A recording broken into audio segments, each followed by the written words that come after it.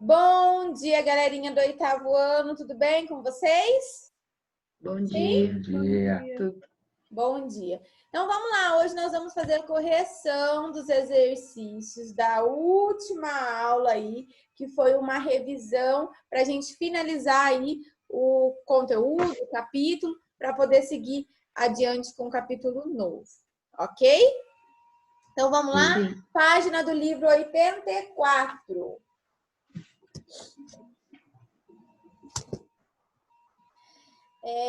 Exercício número 1. Deixa eu acender a luz aqui, senão eu não enxergo. Vamos lá.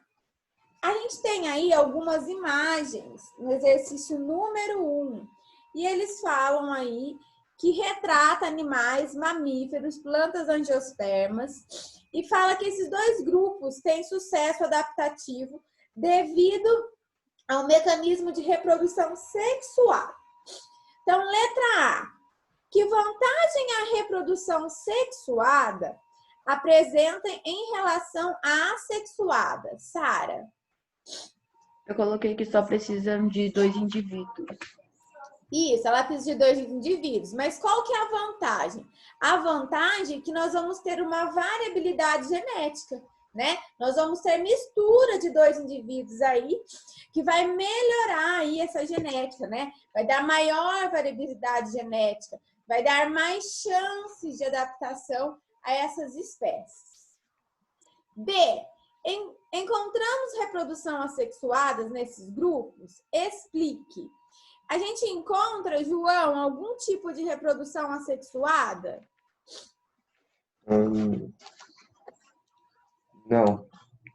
Não, sim, peraí, sim. Sim. Eu falei errado. Em quem que a gente acha? Os ovos, nas ovulação. Em quem, É João? isso? Não escutei. Hã? Nas árvores? Isso, nas plantas, né? Sim, a reprodução assexuada nas plantas pode ser chamada aí de uma propagação vegetativa. Então, nessas imagens aí da página 84, a gente também poderia falar que tem sim uma reprodução assexuada. C. Como ocorre a fecundação no mamífero em uma angiosperma? Angiosperma, lembra lá que é um tipo de planta. Vamos lá, Duda, como é que ocorre aí no mamífero? Os mamíferos realizam a fecundação interna. O macho coloca o esperma, que contém os espermatozoides, dentro do corpo da fêmea, onde ocorre o encontro dos gametas. Inicia-se, então, o desenvolvimento do embrião. Isso, então a gente sabe que é interna, aquela aula que eu falei, lembra? O macho vai introduzir o pênis dentro da vagina da fêmea, né? E ali vai ter o encontro, então, dos gametas femininos com os masculinos. E nas angiospermas? O que a gente pode falar aí? Como é que ocorre, Duda, você ainda, a reprodução nas angiospermas? As flores são estruturas reprodutivas visíveis. Suas cores e odores atraem animais que atuam como agentes polinizadores, isto é, realizam a polinização. Isso favorece a reprodução dessas plantas e, consequentemente, a ocupação do ambiente por elas. Certíssimo. Então, através de outros, né, animais aí que fazem a polinização, isso vai ajudar, então, a aumentar aí o quê? A espécie, ok? Depois, número 2. As alternativas a seguir apresentam exemplos de métodos contraceptivos humanos, seguidos de como agem. Em qual item a associação está incorreta? Então, significa que está errada. Vamos lá, José. O DIU aí, ele impede a ovulação? Espera aí só um pouquinho, Rafa. Sem problema. Tá liberado. Achei que o microfone estava fechado, desculpa. Sem problema. Tá aqui, ó. Letra B. Qual que você colocou? D. Letra D aqui. Letra B? Ó, a D. alternativa incorreta é a letra É D. A. Por que a letra A? Porque o DIU de cobre, ele inibe sim a mobilidade dos espermatozoides. Então, o seu encontro com o óvulo aí vai acontecer através aí da fecundação, anidação. Então, a alternativa aí incorreta seria a letra A, tá bom? O diafragma, ele impede o encontro dos gametas, ele nem deixa que a mulher produza aí os gametas, tá bom? Então, nem tem como ter um encontro. A camisinha impede o encontro? Impede, né? Porque é um plastiquinho lá, lembra? E a pílula? A pílula também inibe. O anel também inibe. Então, a letra A, tá? A gente teria que estar assinalando aí. Porque o DIU, ele inibe a mobilidade. Ele vai proibir ali que o espermatozoide consiga chegar. Mas ele não impede aí a ovulação. A mulher vai ovular normalmente. Ok? Vamos lá, agora para 3. A imagem a seguir retrata um fenômeno importante na natureza. O que vocês estão vendo aí, ó? Um monte de, acho que é girassol, né? E as abelhinhas aí. Então, o que está acontecendo aí? Que fenômeno a gente está falando, Ana Lívia? Polinização. Isso, nós estamos falando da polinização. É quando o inseto vai lá, né? Pega o pólen bonitinho e ele vai fazer a polinização. Ele ocorre da mesma forma, Ana Lívia, nas gimnospermas e nas angiospermas? Não. Não. Por quê? Porque pode ocorrer de várias formas. Como assim de várias formas?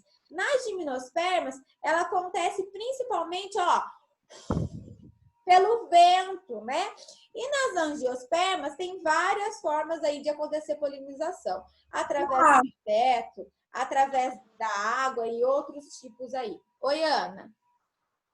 Eu pus assim. Não. Ocorre na mesma forma os gimnospermas ocorre unicamente pela ação do vento, pois dessa espécie se observa a é longa.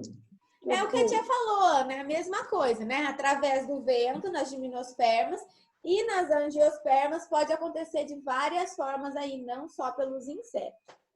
Vamos lá, Sara. Que outros tipos de agente, além dos insetos, podem realizar esse processo de polinização? O que você pesquisou aí? Eu coloquei que não tem além dos insetos. Não, os pássaros. Os pássaros. Os pássaros, os morcegos, né? Pelo vento, pela água. Pode acontecer até pelo ser humano. Se eu como lá uma fruta, vamos dar um exemplo, eu comi a maçã lá, né? E aí comi, e aí eu acabo jogando a maçã lá no meio do mato, né? O restinho da maçã, da sementinha ali. Querendo ou não, eu tô jogando a semente fora, eu tô polinizando, não tô? Então, pode acontecer pelo homem, pode acontecer até mesmo pela própria pela flor, né, da planta, o pólen da flor ali. Então, vamos aí, ó, pelas aves, pelos morcegos, pelo vento, pela água, pela própria planta, perdão, e até mesmo pelo ser humano. C. João, qual que é a importância aí da polinização? A importância da polinização. João, fala alto, põe essa vai aí pra funcionar, rapaz. É que vai produzir mais plantas, essas coisas. Isso, a polinização nada mais é que o tipo de reprodução. A gente está fazendo o quê? Está levando aí, né, ou transportando o órgão feminino para facilitar a reprodução assexuada ou a reprodução aí sexuada também. Então, ele ajuda formar novas plantas, ele ajuda a estar dando continuidade da espécie, ok? Então, seria uma forma de reprodução. Letra D. As características da flor interferem no processo de polinização? José, sim ou não? As flores, quando elas são diferentes, elas podem ter um tipo de polinização diferente? Tá desligado o microfone. Aí. Sim. Sim, isso mesmo, José. As flores, né? Quando elas têm cores, quando elas têm cheiros, quando elas têm atrativo, isso favorece ainda mais o quê? A aproximação dos insetos lá, dos animais que vão polinizar essa florzinha, essa plantinha. Então, sim, nenhuma planta, né, é igual. As características daquela flor vão dizer, né, se é uma abelha ou se é um outro inseto. Porque quanto mais atrativo tem, mais chama a atenção. Então, sim, tem a diferença. Certinho, José? E aí, depois, a 4. No período de reprodução das espécies aquáticas, estabelece-se o defeso. Durante o defeso, o pescador não pode pescar. E, por causa disso, recebe uma ajuda de custo do governo para se manter. Faça uma pesquisa sobre essa situação. Qual é o valor dessa ajuda de custo? Ana Lívia. Letra A, Ana. A. Um salário mínimo de 988. Isso, então o pescador, né, aquela pessoa que sobrevive da pesca, quando chega lá na época, né, a gente fala lá piracema, né, que os peixes começam a se reproduzir e tal, eles recebem o quê? Uma ajuda de custo do governo, porque não vai poder pescar. Então, o que acontece? Essa ajuda de custo é o valor de um salário mínimo para que a pessoa consiga se manter naquele momento. Ai, tia, mas o pescador só consegue isso? Lógico que não, tem pescador que ganha muito mais que isso. Mas quando está trabalhando na ativa, quando é ajuda de custo, acaba recebendo só esse valor mesmo do salário mínimo. B, voltando lá. A Maria já foi nessa? Já, né? Você já foi, Maria? Ainda não. Então vamos lá para B. Na região onde mora, onde você mora, né? Na região onde mora, há pescadores que recebem essa ajuda? Você considera esse valor, né, essa ajuda suficiente? Aqui na nossa região, Mogi Guaçu, a gente não tem, né, muita pessoa que vive do pescado e de pescar. Mas você acha que é suficiente aí, esse valor? Eu acho que não, tia, porque hoje em dia tá tudo mais caro, as coisas do mercado não dá para comprar quase nada. Né? Se a pessoa viver de aluguel, então, coitada, já pensou? 900 e pouquinho, paga um aluguel aí de 600. O que sobra para ela comer, né? Realmente, é um valor muito baixo que não dá mesmo aí, não é suficiente, teria que ser maior, né? C. Quais são os principais peixes e outros pescados, né? Moluscos, crustáceos e etc., do Brasil aí? Qual que é o principal aí que são pescados? Sara? Essa eu não fiz, professora. Tá, então a gente poderia colocar aí que a tilápia, o tambaqui, o camarão, tambacu e vários outros. Quando você vai lá na praia, né? Qual que é as porçãozinhas que o povo mais come? Lá o camarãozinho, não é? Ele precisa ser pescado. Qual outro peixe que a gente come muita porção aqui mesmo, né? Se você for ali no... Ai, gente, esqueci o nome ali. Ali perto da Praça das Crianças, que vende porção. Campanella. Lá no Campanella sai bastante o quê? Porçãozinha de tilápia. Tilápia é um peixe. Então, a pessoa precisou pescar esse peixe, levar lá, né, para o comércio, para que ele possa fazer a porção que você come. Então, esses são os peixes aí, né, os crustáceos que são mais aí pescados pelos pescadores. E depois era número 6 da página 85, ok? Sim? Sim. O Ministério da Saúde, utiliza no Programa Nacional de Imunização um recurso chamado vacinômetro para monitorar se o público-alvo de determinadas vacinas foi alcançado de forma satisfatória. Cada município, estado, lança seus dados e pode compará-los com a média nacional. Por exemplo, esses resultados orientam ações como novas campanhas, propagandas informativas para a população, treinando equipes e etc. Aí ele mostra lá uma propaganda, né? Tem lá o Zé Gotinha, a vacina, falando lá da propaganda. Aí ele fala assim, ó, veja na imagem a seguir o vacinômetro da cidade de Teresina para a primeira etapa da vacina contra o HPV. Então, ele fala lá, vamos lá ver quais são as alternativas. Com base no que estudamos, nas pesquisas, em outras formas confiáveis, responda. Então, vamos lá. Pode começar? Vou perguntar para o João. O que é HPV? Que doenças podem causar no ser humano e quais são os sintomas? É uma doença sexualmente transmitida que pode passar pelo homem, pela mulher, uma coisa assim. Isso. Na verdade, é um vírus, né? Que a gente chama ele de papilona aí. Ele causa aí verruguinhas, tá? Ele causa aí verruguinhas na vagina, né? Na vulva da vagina ou no pênis. E aí ele pode causar até mesmo no ânus.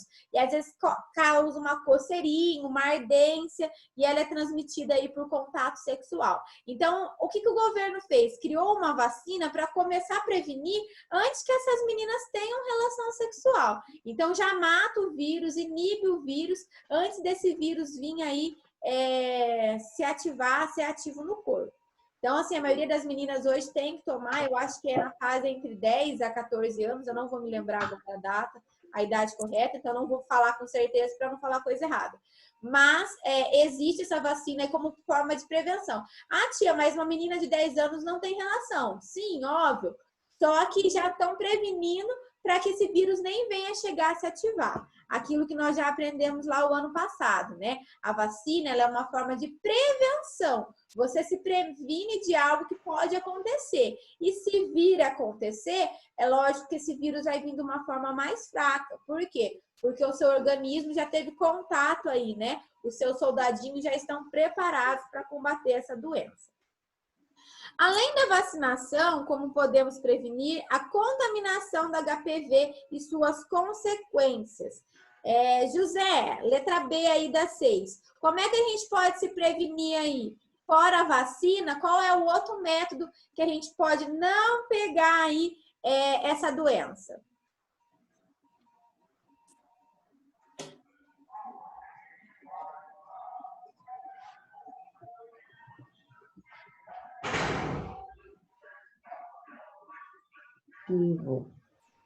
Ativo. Não entendi, José. Ativo. Isso, pelo preservativo, a camisinha. Fora, então, a vacina, a gente pode usar aí a camisinha, que é uma forma de prevenção, né? Se essa mulher aí, né, vamos colocar assim, as mulheres mais velhas, lá na nossa época não tinha essa vacina.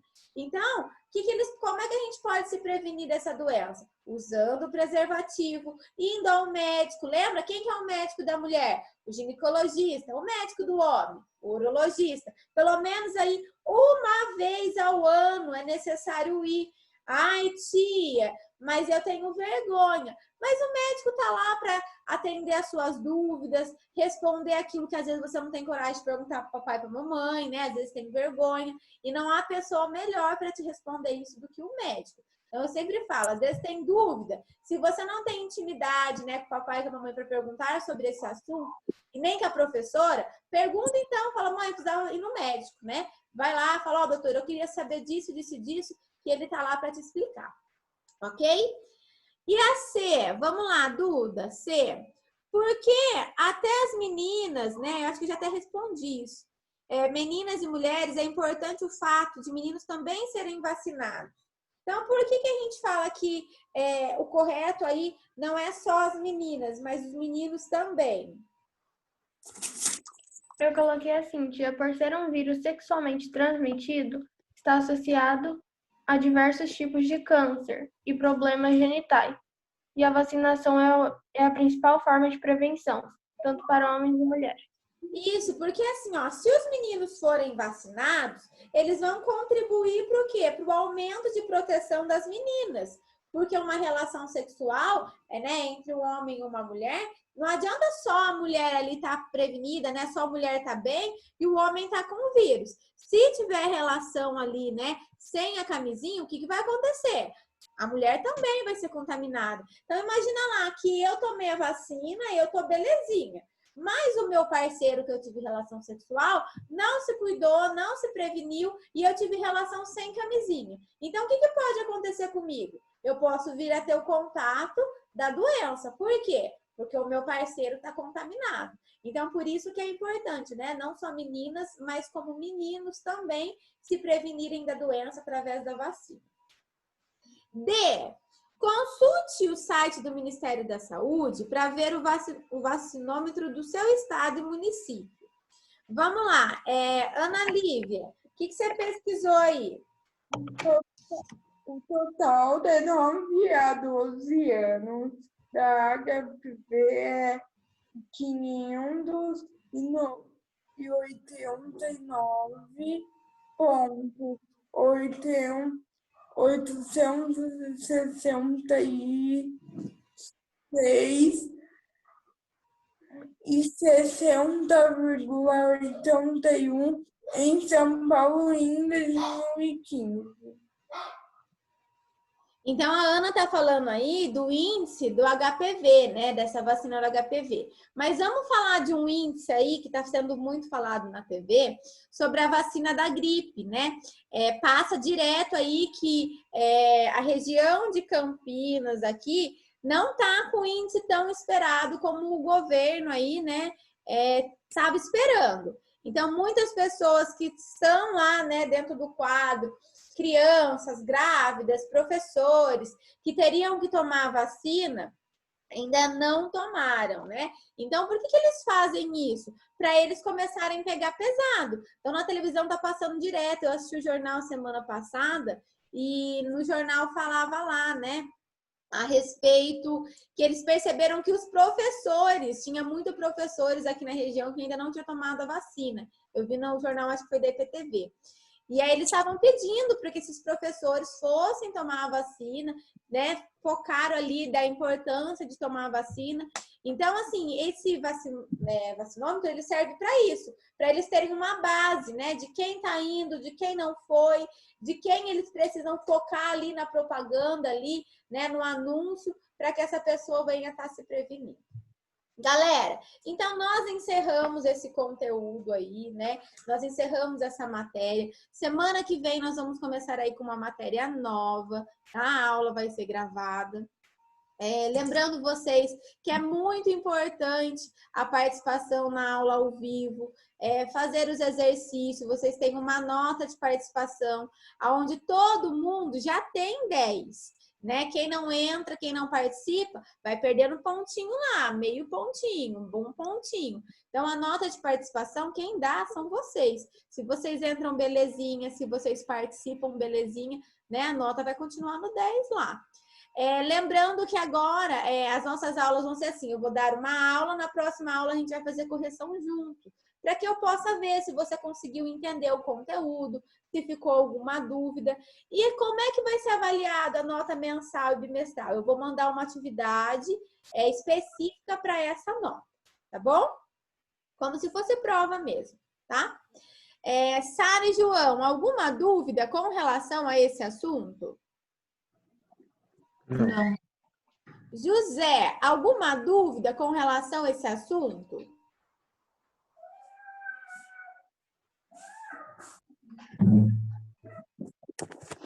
Não?